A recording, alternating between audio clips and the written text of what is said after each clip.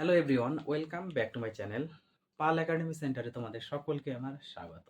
আজকে ক্লাস 9-এর কোষে দেখি 2 যে লেসনটি আছে সেই লেসনে 4-এর 1 নাম্বার যে অঙ্কটি সেই অঙ্কটি আজকে তোমাদের করাবো এবং কিভাবে করতে হবে সেই বিষয় নিয়ে এই টিউটোরিয়ালে সম্পূর্ণ বিস্তারিত আলোচনা করব। তোমরা যদি তোমাদের অঙ্ক বইয়ের 27 নাম্বার পেজ বার করো তাহলে দেখতে পাবে যে 4 দাগে যে অঙ্কটি আছে এবং এই অঙ্কটি কি করতে বলেছে, তোমাদের বলেছে যে প্রমাণ করো বা দেখাও এই ইকুয়েশন ইকুয়াল টু 1, অর্থাৎ এই ইকুয়েশন থেকে আমাদের এক প্রমাণ করতে হবে। ওকে, এটি তোমরা সকলেই জানো যে সূচকের অধ্যায় এবং সূচকের যাবতীয় যে ফর্মুলাগুলি আমি করিয়েছি, যে কোনো ফর্মুলা এইসব অঙ্কের ক্ষেত্রে লাগতে পারে। তো তোমাদের কাছে একটা রিকোয়েস্ট, তোমরা অবশ্যই ফর্মুলাগুলো একটু মাইন্ডে রাখার চেষ্টা করবে, কেননা যখন যে কোনো ধরনের ফর্মুলা এখানে ইউজ হতে পারে। ওকে, তাহলে চলো আমরা বেশি কথা বাড়াবো না, আমরা সরাসরি অঙ্কটা সলভ করব। দেখো, এইসব অঙ্ক বা এই ধরনের অঙ্ক করতে গেলে তোমাদের সর্বপ্রথম যে কাজ করণীয়, যেহেতু বলেছে প্রমাণ করো বা দেখাও যে এত ইকুয়াল টু 1, আমি অলরেডি লিখে রেখেছি। তোমরা কি করবে, প্রথমে এই প্রমাণ করো বা দেখাও অঙ্কের ক্ষেত্রে তোমাদের শুরু করতে হবে লেফট হ্যান্ড সাইড, অর্থাৎ বাম পক্ষ। বাম পক্ষ থেকে শুরু করতে হবে, তারপর তোমরা যাবে রাইট হ্যান্ড সাইড বা ডান পক্ষ। ওকে, বা অনেক সময় তোমাদের ডান পক্ষেও কাজ করে বাম পক্ষে আসতে হতে পারে, কিন্তু এক্ষেত্রে আমাদের কি করব, বাম পক্ষ থেকে ডান পক্ষের দিকে যাব। তো তোমরা সবার আগে খাতাতে লিখবা লেফট হ্যান্ড সাইড বা বাম পক্ষ। তাহলে আমি এখানে একটু লিখে নিই, লেফট হ্যান্ড সাইড বা বাম পক্ষ আমি লিখে নিলাম। তোমরা এটা লিখবে, লেখার পরে এই যে অঙ্কটি আছে এই অঙ্কটি তোমরা নিচে পাতাবে। ওকে, আমি এবার এই জিনিসটা একটু মুছে দিই, হয়ে গেল। কিন্তু তোমরা এভাবে করবে না, আমি এইভাবে করলাম, কিন্তু বলে দিলাম তোমাদের প্রসেস যে কীভাবে করতে হবে। প্রথমে লেফট হ্যান্ড সাইড বসাবে, তার নিচে তোমরা এটা।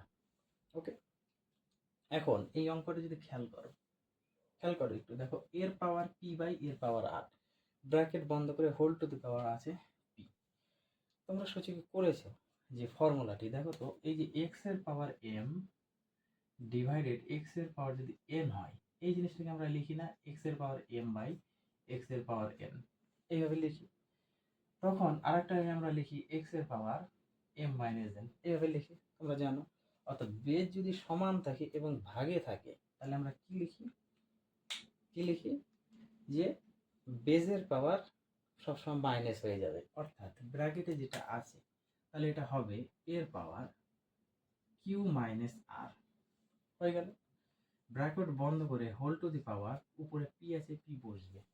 সাপোজ একটা পদ যেহেতু বুঝে গেছে তাহলে পরের দুটো পদ সেমই হবে, তাহলে পরের দুটো পদে আমাদের এখানে এর পাওয়ার হয়ে যাবে আর মাইনাস পি, ব্র্যাকেট বন্ধ করে কিউ, তার পাওয়ার কিউ, ইন্টু তার পরের পদ হবে এর পাওয়ার পি মাইনাস কিউ, ব্র্যাকেট বন্ধ করে তার পাওয়ার আর।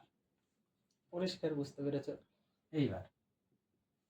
এবার আরেকটা জিনিস দেখো তো, এই যে এক্স এর পাওয়ার এম, তারপর যদি এন হতো আমরা কি করতাম, এক্স এর পাওয়ার এম ডট এন, অর্থাৎ বেজ যদি একটা হতো সেক্ষেত্রে আমরা কি করতাম, পাওয়ারে পাওয়ারে গুণ করে দিতাম। তাহলে সেম এখানে বেজ একটা আছে এবং পাওয়ার আছে পি মাইনাস আর, তার সাথে কিউ মাইনাস আর, তার সাথে আমাদের পি গুণ করতে হবে। তাহলে এর পাওয়ার কিউ আর গুণ করলে পি, আর কিউ যদি গুণ করি তাহলে হচ্ছে পি কিউ, মাইনাস আর এর সাথে পি যদি গুণ করি পি আর, বোঝা গেল, ইন্টু সেম এক্ষেত্রেও আমাদের গুণ করতে হবে পাওয়ার। তাহলে এর পাওয়ার আর এর সাথে কিউ গুণ করলে আমাদের Q R, minus P R Q গুণ করলে পি কিউ, ইন্টু সেম এটাও একইভাবে পাওয়ার গুণ করতে হবে। এর পাওয়ার পি আর গুণ করলে P R, minus Q R গুণ করলে কিউ আর, হয়ে গেল।